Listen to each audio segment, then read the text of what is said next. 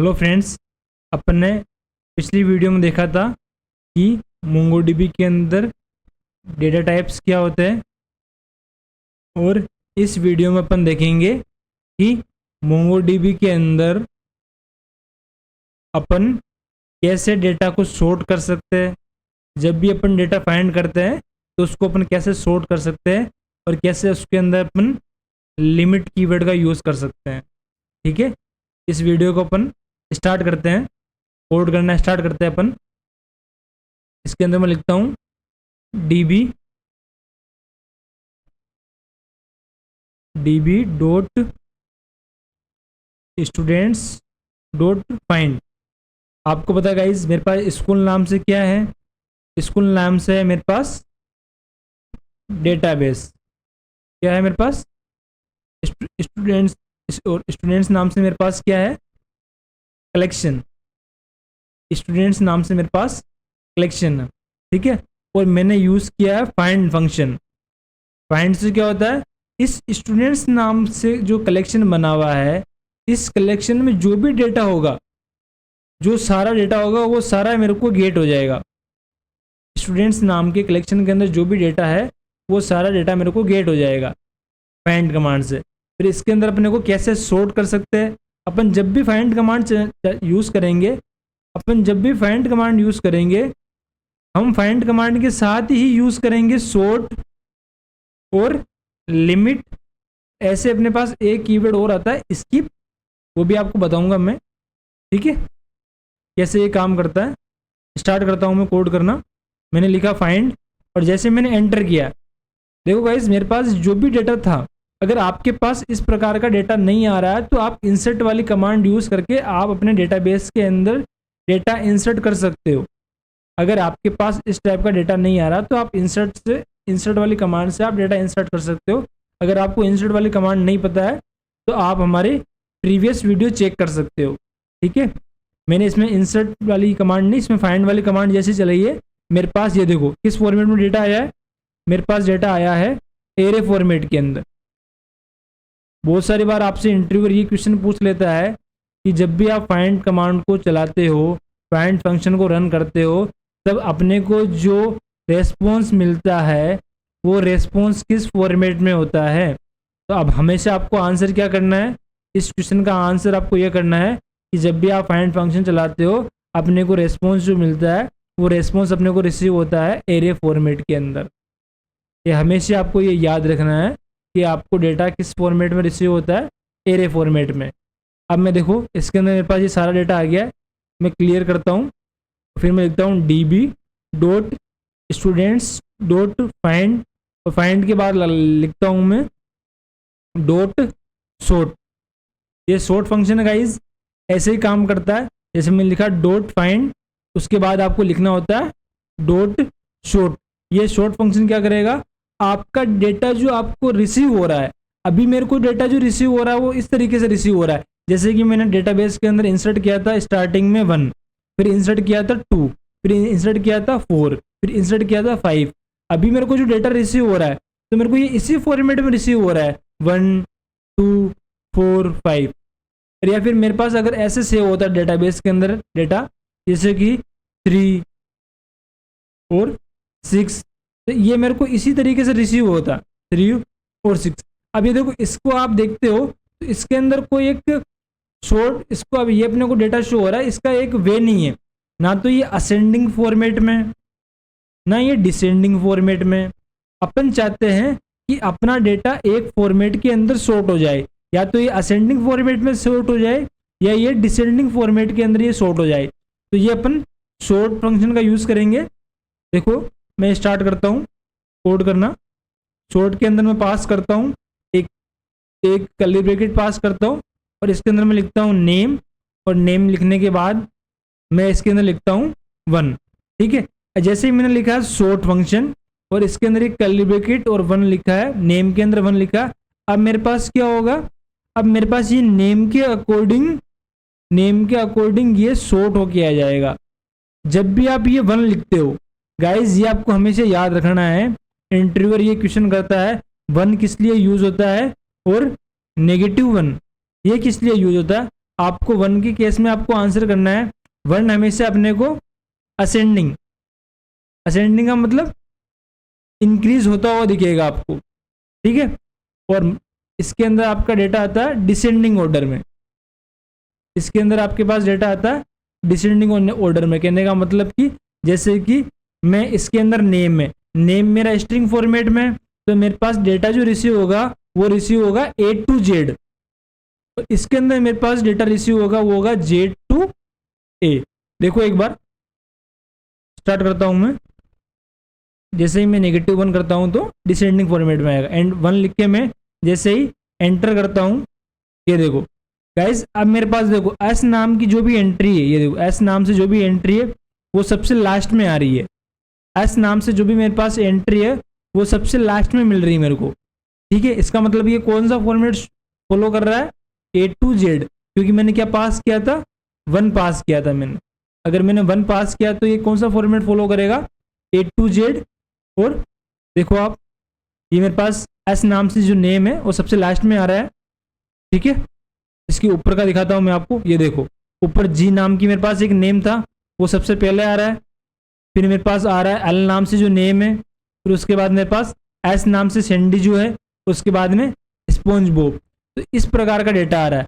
अब ये एक फॉर्मेट फॉलो कर रहा है, कहने का मतलब कि A to Z का फॉर्मेट फॉलो कर रहा है। अगर मैंने नेम के अंदर क्या पास किया है मैंने, अगर मैं नेम के अंदर 1 पास करता हूं तो मेरे पास ये फॉर्मेट फॉलो होता है, ठीक है। अब मैं आपको -1 करके पास करके दिखाता हूं एक बार आपको, इसको मैं क्लियर करता हूं, CLS से आपका ये क्लियर होता है। अगर आपको ये नहीं पता है तो देख लेना, CLS से क्लियर होता है। Student dot find dot sort, इसके अंदर मैंने कर्ली ब्रैकेट पास किया है और इसके अंदर मैं लिखता हूँ नेम और -1।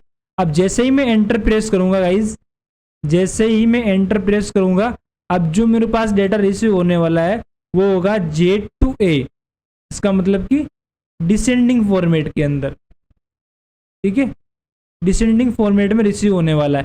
कहने का मतलब पिछली बार मेरे पास डेटा आया था सबसे पहले Gracie, Lucy and Sandy and sponge Bob.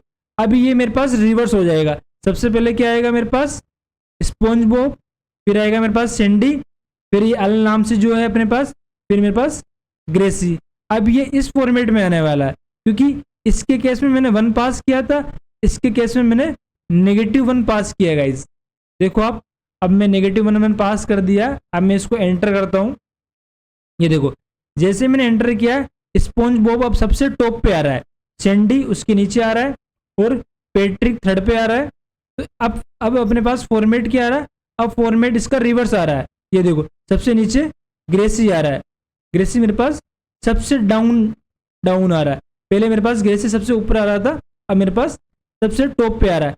यही फॉर्मेट फॉलो करता है सॉर्ट मेथड।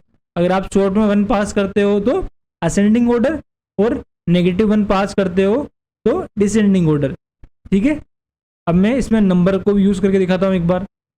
इसमें लिखता हूँ db dot students dot find, इसके अंदर मैं लिखता हूँ सॉर्ट, और सॉर्ट के अंदर एक कर्ली ब्रैकेट पास करता हूँ, इसमें मैं लगाता हूँ एज के ऊपर, तो GPA पे लगा देता हूँ, GPA लगा के GPA में लिखता हूँ मैं 1। अब आपको पता है गाइज, पहले मैंने स्ट्रिंग के केस में बात की थी, पहले मैंने स्ट्रिंग के केस में बात की थी 1 की और -1 की। तो 1 के केस में क्या आ रहा था मेरे पास A to Z, -1 के केस में क्या आ रहा था Z to A। अब मैं बात कर रहा हूँ नंबर की, या मैं बोलूँ इंटीजर की, या मैं बात करूँ फ्लोट या डबल की। उस केस में क्या होगा मेरे पास, इस केस में मेरे पास 1 से क्या आएगा, 1 से मेरे पास नंबर आने वाला है 1 to अन्य नंबर्स, और जैसे कि 100, 1000 जो भी मेरे पास जो भी काउंटिंग है वो ऐसे चलेगी। और -1 के केस में क्या होगा, बिग नंबर पहले आएगा, बिग नंबर पहले आएगा, फिर ये नेगेटिव चलेगा। जैसे कि 100 स्टार्ट हो रहा है तो 100 से 0 की तरफ जाएगा ये। अगर ये मेरे पास जैसे अगर ये मेरे पास 0 to 100 जाएगा 1 के केस में, और -1 के केस में ये जाएगा मेरे पास 100 to 0। ठीक है, अब मैं एंटर करके दिखाता हूँ एक बार आपको। इसमें मैं एंटर करता हूँ, ये देखो गाइस, अब मेरे पास क्या आ रहा है। सबसे पहले देखो आप, सबसे पहले मेरे पास आ रहा है GPA, जिसका GPA क्या है 1.5। सेकंड में GPA क्या आ रहा है 2.5। थर्ड में मेरे पास GPA क्या आएगा, देखो आप, थर्ड में मेरे पास GPA क्या शो होता है, थर्ड के अंदर आ रहा है 2.8। तो गाइज इसको आप देख के पता लगा सकते हो अपना जो फॉर्मेट चल रहा है। 1 के केस में क्या फॉर्मेट फॉलो हो रहा है, 0 to 100, इस फॉर्मेट में जा रहा है। ठीक है, ये मैंने 1 पास किया है अभी। देखो आप, 1 के केस में मेरे पास इस तरीके से काम कर रहा है। ये देखो सबसे लास्ट में बड़ा नंबर आ रहा है 4 नंबर, सबसे लास्ट में आ रहा है 4 नंबर, और स्टार्टिंग में आ रहा है मेरे पास 1 पॉइंट, जो भी मेरे पास नंबर था वो इस तरीके से पास हो रहा है। ये मेरे पास शॉर्ट होके आ गया नंबर के फॉर्मेट में। जीपीए की के ऊपर मैंने शॉर्ट मेथड लगाया है। आप इसी तरीके से आप नेम पे लगा सकते हो गाइज, एज पे लगा सकते हो, जीपीए पे लगा सकते हो गाइज। आपको भी ये इस एज फॉर्मेट पे आपको शॉर्ट मेथड लगा के मेरे को इस नंबर पे आपको स्क्रीनशॉट भेजना है। आपको मेरे को इस नंबर पे स्क्रीनशॉट भेजना है आपका, अगर ये हो जाता है कंफर्म। ठीक है, इसके आगे मैं पास करता हूँ। इसके आगे अगर मैं -1 पास करता हूँ तो अब मेरे पास ये रिवर्स ऑर्डर में आएगा। कहने का मतलब 100 to 0 की तरफ फॉलो करेगा, ये डिसेंडिंग ऑर्डर। ठीक है, देखो अब मैं जैसे एंटर करता हूँ, ये देखो अब मेरे पास 4 सबसे टॉप पे आ रहा है, 4 मेरे पास टॉप पे आ रहा है। ठीक है, आई होप आपका ये क्लियर हो गया होगा अच्छे से। मेरे पास 1.5 सबसे लास्ट में आ रहा है। ये कौन सा फॉर्मेट है, डिसेंडिंग ऑर्डर। ठीक है, इसको मैं क्लियर करता हूँ। अब इसके अंदर मैं पास करता हूँ db.students.find.limit। देखो ये लिमिट कीवर्ड जो होता है, लिमिट फंक्शन जो होता है, ये आपके काम करता है। जैसे कि आप चाहते हो कि जैसे मेरे डेटाबेस के अंदर, जैसे कि मैं चाहता हूँ कि मेरे कलेक्शन के अंदर मिलियन ऑफ एंट्रीज है। आपको बहुत सारी बार इंटरव्यूअर ये क्वेश्चन पूछ लेता है गाइज कि अपने डेटाबेस के अंदर मिलियंस में डेटा है, मिलियंस में। आपको बताना होता है कि अगर मिलियंस में डेटा है, मेरे को पूरा डेटा नहीं चाहिए, मेरे को मात्र उसमें से ऊपर की 20 एंट्रीज सेलेक्ट करनी है। मेरे को मात्र ऊपर की 20 एंट्रीज सेलेक्ट करनी है। तो आप इसको कैसे करोगे? उस केस में आपको आंसर करना है कि सर हम इसके अंदर लिमिट फंक्शन का यूज करेंगे। हम लिमिट के अंदर 20 पास कर देंगे तो अपनी टेबल में से केवल 20 डेटा ही सिलेक्ट होके आएगा। सारा डेटा मिलियंस में हो या ट्रिलियंस में डेटा हो, आपका सिलेक्ट होके नहीं आएगा। आपका केवल क्या डेटा आएगा, केवल आप जितना लिमिट के अंदर नंबर पास करोगे उतना ही नंबर का आपको डेटा रिसीव होगा, ना कि सारा डेटा रिसीव होगा। ठीक है गाइस, ऐसे ये लिमिट फंक्शन काम करता है। इसके अंदर एक नंबर पास होता है। ठीक है, मैं एक नंबर पास करता हूं, जैसे कि इसके अंदर मैं पास करता हूं, जैसे इसके अंदर पास कर देता हूं 1। ठीक है, अगर मैं 1 लिख के एंटर करूंगा तो क्या आएगा guys, limit ascending descending show नहीं करेगा। लिमिट असेंडिंग डिसेंडिंग शो नहीं करता है। लिमिट क्या काम करता है, स्टार्टिंग का जो भी अपनी डेटाबेस के अंदर जो एंट्री हुई है, इस टेबल के अंदर जो भी एंट्रीज हुई है, उसकी फर्स्ट एंट्री को ये सिलेक्ट करके लेके आ जाएगा। बाकी डेटा नहीं लेके आएगा, केवल 1 डेटा ही आएगा मेरे पास। जैसे मैं एंटर करता हूँ, ये देखो गाइज, इस स्टूडेंट्स नाम की टेबल के अंदर मेरे पास बहुत सारा डेटा था, ग्रेसी का और पैट्रिक का, लूसी, सैंडी, स्पॉन्ज बॉब, इस प्रकार का बहुत सारा डेटा था मेरे पास। पर ये केवल स्टार्टिंग में मैंने स्पॉन्ज बॉब वाली एंट्री कर रखी है डेटाबेस के अंदर, तो मेरे पास वही सिलेक्ट होके आई है। केवल मेरे पास एक एंट्री आई है, क्यों? क्योंकि इसके अंदर मैंने नंबर क्या पास किया है, 1। अगर आप इसकी जगह में यहाँ लिखता 10 तो ये 10 एंट्रीज मेरे डेटाबेस में से लेके आ जाता। ऐसे अगर आपको इंटरव्यू में पूछ लिया जाता है कि आप 100 एंट्रीज कैसे लेके आओगे, तो आपको उस टाइम आंसर करना होता है कि सर हम लिमिट फंक्शन का यूज करेंगे और उसके अंदर अपन 100 पास कर देंगे तो अपने को 100 डेटा रिसीव हो जाएगा। ठीक है, इसके आगे मैं अगर बात करूं, इसको मैं क्लियर करता हूं एक बार। इसके अंदर मैं लिखता हूँ db डॉट स्टूडेंट्स, इसके अंदर मैं काउंट चेंज करता हूँ। जैसे मैं 3 एंटर करता हूँ, अब मेरे पास जो डेटा रिसीव होने वाला है, कितने ऑब्जेक्ट रिसीव होंगे मेरे को बताओ गाइस, मेरे पास कितने ऑब्जेक्ट मेरे को रिसीव होने वाला है। इस केस में मेरे पास 3 ऑब्जेक्ट रिसीव होने वाले हैं। जैसे मैं एंटर करता हूँ, ये देखो गाइस, मेरे पास 3 ऑब्जेक्ट्स आ गए हैं। एक के अंदर है स्पॉन्ज बॉब, एक के अंदर है पैट्रिक, एक के अंदर है सिंडी। ये मेरे पास 3 ऑब्जेक्ट मेरे पास रिसीव हो गए, और इसके नीचे मेरे पास और कोई डेटा शो नहीं हुआ, केवल 3 ऑब्जेक्ट मेरे पास मिल गए हैं। इस तरीके से फर्स्ट, सेकंड एंड थर्ड। बाकी इस टेबल में और भी डेटा था, पर मेरे पास जब मैंने लिमिट फंक्शन का यूज़ किया है तो लिमिटेड डेटा ही मेरे को शो हो रहा है। इसको मैं क्लियर करता हूँ। अब मैं पास करता हूँ इसके अंदर db dot students dot find dot short, short के अंदर पास कर देता हूँ नेम, या फिर जीपीए पे अप्लाई कर देता हूँ। मैं जीपीए में पास कर देता हूँ -1। अब आपको गाइज इस चीज़ का आंसर करना है। इस चीज़ से अपने पास क्या आंसर आता है, इस चीज़ से अपने पास क्या आउटपुट आता है, इससे अपने पास आउटपुट क्या आएगा। हाँ, स्टूडेंट्स वाले कलेक्शन से आप सारा डेटा फाइंड करके लियो, और किस फॉर्मेट में, आप जीपीए के फॉर्मेट में।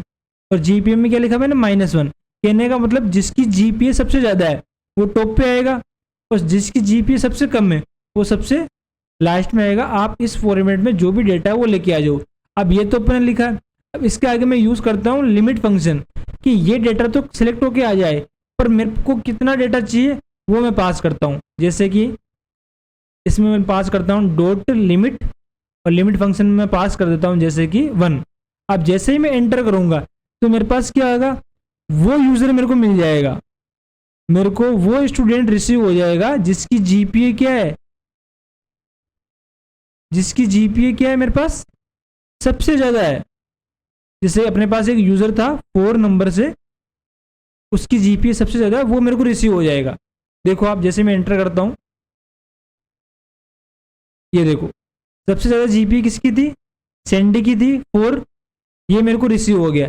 तो आपको बहुत सारी बार इंटरव्यू में ये क्वेश्चन भी पूछ लिया जाता है गाइस, मेरे को एक स्टूडेंट या फिर एक यूज़र नाम की टेबल है मेरे पास, उसमें से आप वो यूज़र फाइंड करके लेके आओ जिसके सबसे ज़्यादा पोस्ट है। जैसे मान लो इंस्टाग्राम की बात करूँ, तो आप वो यूज़र फाइंड करो जिसकी सबसे ज़्यादा पोस्ट है। तो आप क्या करोगे, यहाँ शॉर्ट मेथड में आप क्या लिखोगे, पोस्ट, और पोस्ट का जो काउंट है वो क्या है, -1 पास करोगे आप। -1 का मतलब डिसेंडिंग ऑर्डर, सबसे ज़्यादा जिसकी पोस्ट है वो सबसे स्टार्टिंग में आ जाएगा। अगर आप इतना लिख के एंटर करते हो तो आपके पास क्या आएगा, सारा डेटा आएगा। पर जब जैसे आप लिमिट फंक्शन पास करते हो तो इसका मतलब आपके पास 1 एंट्री रिसीव होगी, और वो किसकी रिसीव होगी, जिसकी सबसे ज़्यादा पोस्ट है, जिन्होंने सबसे ज़्यादा पोस्ट अपलोड की है। तो इस प्रकार का डेटा उसमें इसमें वर्क करता है। इंस्टाग्राम के अंदर, फेसबुक के अंदर बड़ी बड़ी कंपनीज भी यही कोड लिखती है, और उनका लॉजिक क्लियर होता है कि उनको चाहिए क्या, उनको क्या गेट करना होता है, उनका लॉजिक क्लियर होता है। और लॉजिक आपका प्रैक्टिस से ही आएगा, ये आपका लॉजिक प्रैक्टिस से ही होने वाला है। इसके आगे मैं अगर पास करूं, ठीक है, इसको मैं क्लियर करता हूं एक बार। इसके अंदर मैं जीपीए में डालता हूं 1। देखो भाई, इसके अंदर मैंने लिखा जीपीए के अंदर -1, तो मेरे पास सबसे हाईएस्ट वाली जीपीए आ रही, क्योंकि -1 कैसे काम करता है, -1 वर्क करता है 100 to 0 की तरफ। तो सबसे ज़्यादा जीपीए जिसकी थी वो रिसीव हो रहा है। अब मैंने पास किया 1, तो 1 के केस में क्या चलेगा, ये 0 to 100, तो सबसे कम जिसकी जीपीए है वो मेरे को रिसीव होने वाला है। एक अपने पास स्टूडेंट है जिसकी 1.5 है, तो वो मेरे को रिसीव हो जाएगा। देखो आप, जैसे मैं एंटर करता हूँ, ये देखो पैट्रिक अपने पास एक स्टूडेंट है, उसकी जीपीए सबसे कम है, तो वो मेरे को रिसीव हो गया है। इसी तरीके से आपको इंटरव्यू में क्वेश्चन किया जाता है गाइज, कि आप कैसे डेटा गेट करोगे। ठीक है, इसके और भी मेथड्स है, वैसे अपन फाइंड 1 से भी कर सकते हैं यही काम, पर अभी आपको मैं फाइंड के साथ ही बता रहा हूँ, क्योंकि इंटरव्यूअर ये कंडीशन देता है कि आपको फाइंड फंक्शन से ही करना है, आपको फाइंड 1 से नहीं करना है। आपको फाइंड वन से नहीं करना है, आपको फाइंड से करना हो तो आप कैसे करोगे? उस टाइम आपको ये आंसर करना होता है, सर हम सबसे पहले डेटा को सॉर्ट करेंगे, सॉर्ट करने के बाद उसमें अपन लिमिट कीवर्ड का यूज़ करके अपन जो भी टॉप पे है उसको अपन गेट कर लेंगे, या सबसे बॉटम पे है जो भी यूज़र है उसको अपन गेट कर लेंगे। ये आपसे बहुत सारी बार इंटरव्यू में क्वेश्चन किया जाता है। इसको मैं क्लियर करता हूँ एक बार।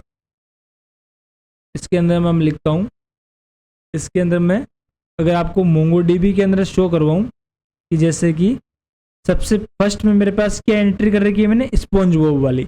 सेकंड क्या एंट्री कर रखी है, पैट्रिक। थर्ड क्या है, सैंडी। फिर क्या, ग्रेसी। फिर क्या, लेरी। अब ये सारा फॉर्मेट मैंने फॉलो कर रखा है, पर अगर मैं शॉर्ट कीवर्ड यूज करता हूँ तो मेरे पास डेटा शॉर्ट होके आ रहा है। पर आपको एक चीज मैं बताना चाहता हूँ, वही शॉर्ट कीवर्ड और वही लिमिट कीवर्ड अपन यहाँ मोंगोडीबी कंपास के अंदर डायरेक्ट भी यूज कर सकते हैं। जैसे मैं आपको बताता हूँ, सबसे पहले आपको क्या करना है, यहाँ मोर ऑप्शन पे क्लिक करना है। ये आपको दिख रहा होगा गाइस, जहाँ मेरा कर्सर है यहाँ पे आपको क्लिक करना है मोर ऑप्शन पे। जैसे मैं इस पर क्लिक करता हूँ, अब मेरे पास ये फील्ड्स ओपन हो गए हैं। इस फील्ड के अंदर मेरे पास एक लिखा हुआ आ रहा है शॉर्ट। शॉर्ट से क्या होगा, वही आपको ऑब्जेक्ट पास करना है कि आप किस बेस पे आप शॉर्ट करना चाहते हो वो आप पास कर दो। और एक अपने पास यहाँ एक कीवर्ड आ रहा है लिमिट। लिमिट के अंदर आप पास कर सकते हो कितने की लिमिट चाहिए, कितना आपको डेटा रिसीव करना है। जैसे मैं शॉर्ट के अंदर लिखता हूँ, शॉर्ट के अंदर मैं लिखता हूँ कर्ली ब्रैकेट के अंदर नेम, और नेम में पास कर देता हूँ 1। इसका मतलब कि किस अकॉर्डिंग से ये शॉर्ट होगा, जो भी A to Z, ये शॉर्ट होगा A to Z। ठीक है, अब मैं लिमिट पास कर देता हूँ यहाँ पे। पहले मैं फाइंड करता हूँ, ये देखो अभी मैंने केवल नेम पास किया है, मैंने लिमिट पास नहीं की है, तो मेरे पास सारा डेटा रिसीव हो रहा है। और किस अकॉर्डिंग आ रहा है, ये जी नाम से पहले रिसीव हो रहा है, फिर एल नाम से, फिर पी, फिर एस और एस। इसका मतलब कि कौन सा फॉर्मेट फॉलो कर रहा है ये, A to Z। ठीक है, अब मैं इसके अंदर पास करता हूँ, GPA के ऊपर भी लगा के देखता हूँ एक बार। यहाँ लिखता हूँ -1, और -1 से क्या होगा, ये S नाम से पहले आएगा, फिर P नाम से आएगा, फिर L नाम से आएगा, फिर G नाम से आएगा। देखना आप अभी इस नाम से मेरे को रिसीव होने वाला है। एंटर करता हूँ, ये देखो S नाम से पहले मिल रहा है, फिर P नाम से रिसीव हो रहा है, फिर L और फिर G। ठीक है, ये जो काम करता है ये करता है J to A -1। ठीक है, इसके बाद मैं अगर GPA के लिए यूज़ करूँ, GPA, और GPA के बाद यहाँ पास करता हूँ। GPA के अंदर में पास किया मैंने -1। GPA के केस में नेगेटिव कैसे काम करेगा, 100 to 0। तो सबसे ज़्यादा जिसका GPA वो आएगा 4। ये देखो 4, फिर 3.2, फिर 2, फिर 2.5, फिर 1.5। तो ये किस केस में कौन सा फॉर्मेट फॉलो कर रहा है, ये 100 to 0। ठीक है गाइस, इसके बाद मैं यूज़ करता हूँ यहाँ 1। इसमें मैं अगर लिमिट पास करता हूँ 1, अब देखो गाइस, अब मेरे पास जो डेटा रिसीव हो रहा है अकॉर्डिंग टू GPA के अकॉर्डिंग ये किस फॉर्मेट में आ रहा है मेरे पास, 100 to 0। सबसे ज़्यादा GPA किसकी है, 4। सबसे ज़्यादा GPA क्या 4 है, वो रिसीव हो रहा है। और मैंने लिमिट के अंदर क्या पास कर दिया गाइस, मैंने लिमिट के अंदर पास कर दिया 1। तो मेरे पास एक ही एंट्री आ रही है। ठीक है, आप इसको मोंगोडीबी कंपास की हेल्प से भी कर सकते हो। आप यही काम आप मोंगोडीबी कंपास की हेल्प से भी कर सकते हो। जैसे मैंने अगर लिमिट के अंदर 3 पास किया है, अगर मैं लिमिट में 3 पास करता हूँ तो मेरे पास 3 एंट्रीज रिसीव हो जाएगी। ठीक है, अगर मैं 3 पास करता हूँ तो 3 एंट्रीज। अगर मैं 0 पास करता हूँ तो मेरे पास देखो एक बार, अगर मैं 0 पास करता हूँ उस केस में क्या होता है, आपको बहुत सारी बार गाइस इंटरव्यू में ये भी पूछा जाता है, अगर मैं मोंगोडीबी कंपास के अंदर लिमिट के अंदर अगर 0 पास करता हूँ तो उस टाइम आपको क्या डेटा रिसीव होता है, आपको सारा डेटा रिसीव होता है या नहीं होता है, ये आपको मेरे को व्हाट्सएप पे मैसेज करके बताना गाइस, या आप कमेंट भी कर सकते हो। आप कमेंट करके ही बता सकते हो, अगर आप मोंगोडीबी कंपास के अंदर लिमिट के अंदर अगर 0 पास करते हो उस केस में आपके पास सारी एंट्रीज आती है, या एक भी एंट्री नहीं आती है। सारी एंट्रीज आती है या एक भी एंट्रीज नहीं आती, ये आपको आंसर करना है गाइस। इसका आंसर मैं नहीं बता रहा, इसका आंसर आपको बताना है। ठीक है, आज की वीडियो में इतना ही था। ठीक है।